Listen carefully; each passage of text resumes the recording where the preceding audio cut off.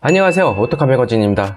오늘은 현대 산타페 하이브리드와 소렌토 하이브리드 그리고 스포티지 하이브리드 모델까지 곁들여서 1.6 가솔린 터보 하이브리드 모델의 향연에 대한 얘기를 해보려 합니다. 처음 소렌토가 1.6 가솔린 터보 하이브리드가 나왔을 때 마치 드디어 저 덩치에 다운사이징 엔진 및 하이브리드 모델이 나오는구나 하는 기대감과 좋은 호평이 쏟아졌죠. 다운사이징 엔진을 생각하면은 가격이 좀 아쉽다는 말이 있지만 그래도 세금부터 여러가지 이점이 있다고 칭찬을 하는데 제대로 삐끗한 사건, 친환경 차량 인증을 받지 못하게 되는 이게 대기업에서 일어날 수 있는 일인가 할 정도로 어이없는 사건이 발생했죠. 하지만 우리가 어떤 민족입니까? 배달의 민족, 우리 현대기아가 어떤 기업입니까? 그까이 거 대충 법을 바꾸면 되지 하고 법이 바뀌었고, 이번에 출시한 산타페 하이브리드 모델은 친환경 인증까지 정상적으로 받은 모델로 출시를 했죠. 일반 내연기관 모델들은 동생격인 소렌토의 판매량이 밀리는 모습을 보이며 저놈의 송곳니를 부러뜨리고 싶다는 말이 많았을 만큼 소나타에 이어 산타페의 명성에 금이 갔던 터라 이번 하이브리드만큼은 소렌토보다 약간 더 싸게 출시, 오히려 전장이 더 짧은 부분 및 디자인에서 밀린 부분을 가격으로 승부수를 띄우겠다라고 했지만 현대가 아무리 그래도 기아보다 더 싸게 팔 수 없다라는 프라이드가 있는 걸까요? 그 자존심 그대로 이어지죠. 사전 계약 표지만 최소 시작가가 소렌토 하이브리드보다 약 23만원 정도 더 비싸게 측정이 되었고요. 최고 트림에서는 무려 최소 159만원 정도가 차이를 보입니다. 사전 계약 대수에 따라 금액대가 조정되겠지만 보통 20에서 30만원 실 가격을 더 싸게 내놓는 정도라면 최고 트림에서 가격 차이는 좀 이해가 안 되는 부분일 수 있는 거죠. 그런데 말입니다. 모든 것엔 이유가 있었으니 과연 산타페 하이브리드는 소렌토 하이브리드에 경쟁력이 없을까요? 지금 각 트림별로 어떤 점이 강점이고 약점인지 저와 함께 알아보죠. 우선 공통사양과 어떻게 하이브리드 혜택을 받을 수 있는지, 그리고 새로 개정된 법 개정에 따른 스포티지 하이브리드가 누린 이점은 뒷부분에서 설명을 하도록 하고요. 급한 분들은 고정 댓글 타임라인을 클릭해서 가시면 됩니다. 비교 트림 대상은 이륜 기준이고 사륜 같은 경우 산타페던 곧 나올 소렌토 하이브리드 연식 변경 버전이던 모두 하이브리드 친환경 혜택을 받을 수 없다는 점 참고 바라고요. 기본 트림에서 산타페 하이브리드가 소렌토 하이브리드보다 23만원 정도 더 오른 가격을 선보인다고 했지만 기본 트림의 옵션 구성 자체는 소렌토보다 더 이점이 많다고 생각을 합니다. 물론 더 비싼 금액을 포함해서요.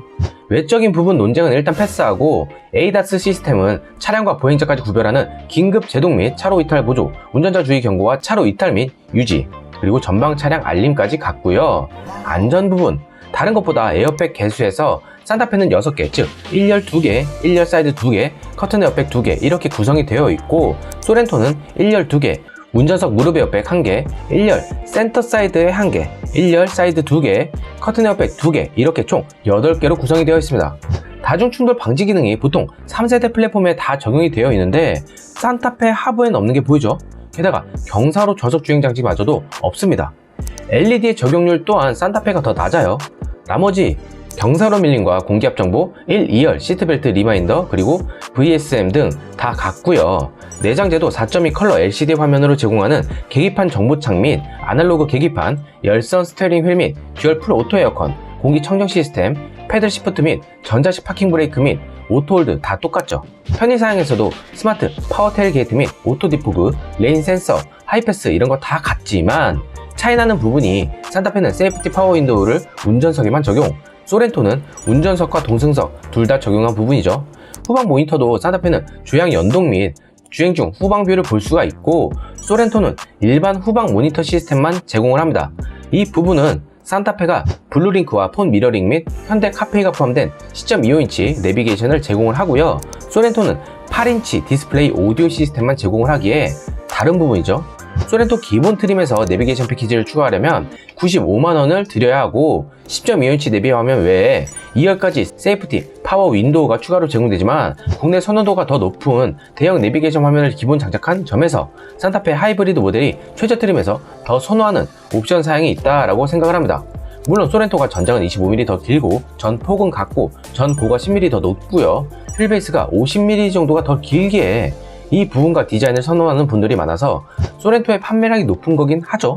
이 부분이 가장 큰 이유라고 개인적으로 생각을 합니다. 각 모델마다 가성비 트림이라고 생각하는 중간 트림 부분, 산타페 프레스티지와 소렌토 노블레스 트림인데요. 여기서부터 서로 추구하는 옵션과 선택 옵션의 차이가 확연하게 나타나죠. 가격 차이는 산타페가 최소 2만원에서 최대 52만원까지 더 비싼 사전 계약표 구성을 보이죠. 옵션 구성을 보면 그럴 수밖에 없을 듯 합니다. 전체적으로 놓고 보면 산타페 하이브리드는 ADAS 시스템이 강화된 위주고요. 주행 안전에 관한 옵션이 대거 늘어난 반면 소렌토는 풀 디지털 클러스터를 내비게이션 옵션 선택 시 기본으로 제공을 하고요. 마치 연인이 서로 부족한 부분을 채워주듯이 산타페와 소렌토도 서로 기본 트림에서 상이한 옵션들이 채워진 모습이죠. 산타페의 운전석 동승석, 8웨이 전동 시트와 앞좌석과 2열에 세이프티 파워 윈도우가 생기지만 소렌토 같은 경우 2열까지 세이프티 파워 윈도우 적용은 시그니처 트림에 적용이 되어 있고요. 외관상 프로젝션 타입의 LED 헤드램프와 루프렉 이런 부분들이 산타페는 프레스티지 트림에 속해 있는 게 큰 강점이고요. 소렌토는 풀 디지털 클러스터가 노블레스 트림에 있는 부분 및 서라운드 뷰 제공 및 메모리 시트가 있는 게 강점이죠. 산타페 같은 경우에는 저 부분은 캘리그라피 트림에 있는 부분입니다. Can you tell which is which? 산타페 캘리그라피 트림은 소렌토 시그니처 트림보다 최소 197만원 이상, 그래피티 트림보다 최소 109만원 이상 차이 나는 금액대를 보이고요. 소렌토로 따지면 그래피티에 해당하는 전용 디자인이 생기고요. 소렌토와 가장 큰 차이가 한 가지 더 생기죠. 바로 이중접합 차음유리가 1열만이 아닌 2열까지 확대 적용된다는 점입니다. 소렌토는 선택 옵션으로도 없어요. 하지만 소렌토 노블레스 트림에 있던 12.3인치의 디지털 클러스터는 산타페 최고 트림에 있고요. 19인치 알로이 휠을 적용, 소렌토는 그래비티 트림의 전용 디자인과 알로이 휠 및 산타페의 기본으로 있던 루프렉이 여기에 적용됩니다. 퀼팅 나파가죽 시트와 4웨이 럼버 서포트는 공통 사양이고 산타페는 운전석 자세 메모리 시스템이 여기에 생기죠. HUD와 디지털 키 및 무선 충전 220V 인버터가 생기고요. 서라운드 뷰는 파킹 어시스트 2를 선택을 해야 하죠. 소렌토는 노블레스 트림의 기본이지만요. 소렌토 같은 경우 시그니처 및 그래비티 포함 산타페에서 파킹 어시스트 2 선택 옵션으로 묶여져 있는 후방 주차 충돌 방지 보조 옵션이 시그니처에 기본으로 장착이 되어 있고요. 대신 HUD는 선택 옵션으로 해야 한다는 점 및 산타페 중간 트림에 있던 반자율주행 기능을 소렌토는 90만원 드라이브 와이즈 옵션으로 선택을 해야 한다는 점이 차이입니다.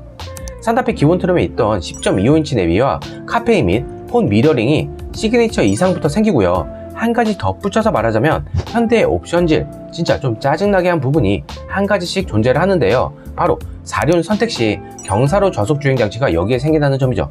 애초부터 기본 트림 가격과 최고 트림 가격차가 더 많이 나는 상황에서 소렌토를 이길 생각이 아닌 풀체인지 전 마지막 하이브리드 모델을 출시하여 좀 더 팔고 풀체인지를 하겠다라는 생각이 들고요. 두 차량을 전체적으로 놓고 봤을 때 선호하는 방식이 다른 것을 알 수가 있죠.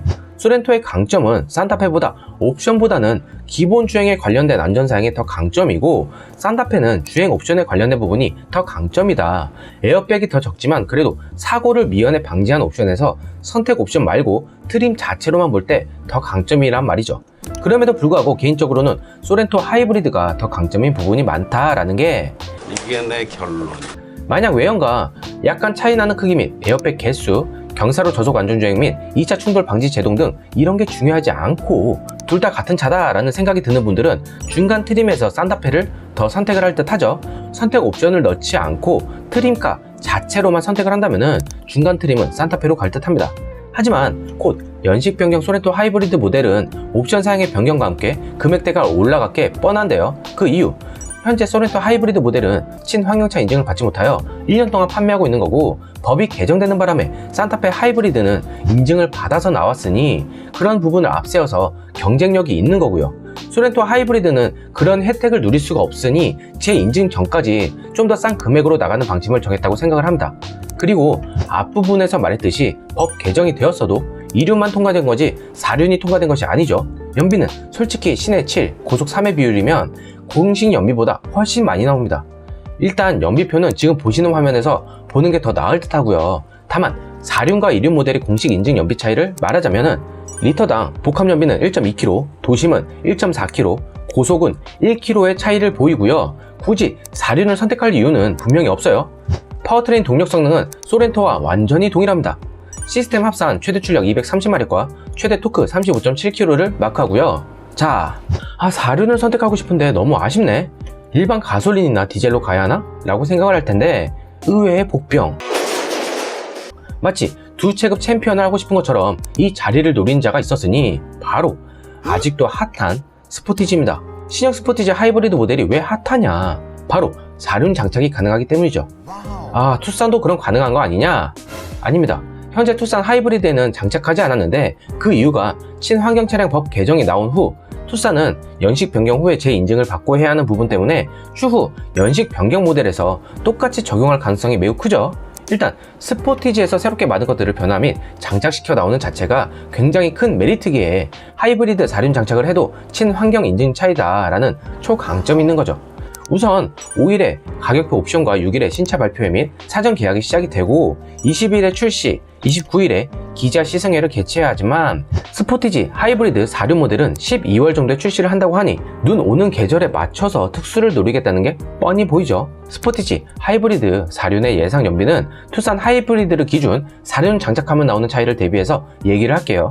투싼 하이브리드는 연비는 복합연비 리터당 16.2km를 마크하는데 여기서 4륜 장착 시 약 1.2km의 차이를 보이는 것을 적용한다면 스포티지 하이브리드 4륜 연비는 리터당 15km 정도로 볼 수 있고요. 이는 친환경 차량 충족 기준에 충분히 들어가는 부분이죠. 우선 가격표가 공개되는 시점에서 얼마나 큰 메리트가 있을지 알아봐야 하지만 스포티지가 적용한 부분들은 충분히 형들을 위협할 만큼 큰 강점이라 생각을 합니다.